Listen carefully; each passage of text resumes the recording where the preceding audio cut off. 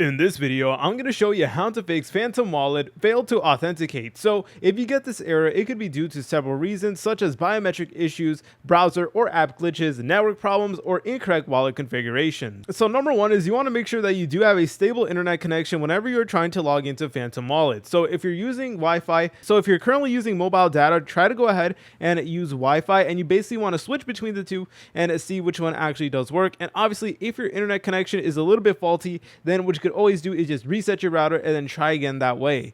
And also, you need to make sure that you have the most recent version of the Phantom Wallet or the browser application. So go ahead and just make sure it is up to date. For example, over here, yep, as you're able to tell, my Phantom Wallet is completely up to date. So again, you just want to double check that you are using the latest version of Phantom Wallet. And also, this next tip is for desktop users as well. If you have like an antivirus or something like that, then please go ahead and disable it, because sometimes, what some antiviruses or ad blockers do is they prevent you from using Phantom Wallet. So please go ahead and disable anything else that's not Phantom Wallet, and go ahead and try Phantom Wallet out on its own, because that could actually be causing the issue. So please make sure to disable any ad blockers or antiviruses temporarily. Or sometimes the issue could be with the browser itself. So for example, if you're using Google, it could just be that Google is just having some trouble right now. So go ahead and try to use another web browser. For example, I know you guys could use like Microsoft Edge, for example, or Firefox, or the Opera GX browser. Basically, you want to go ahead and try using other web browsers and see if that actually does work. But if you guys found this video helpful, make sure to leave a like and subscribe. I'll see you in the next tutorial.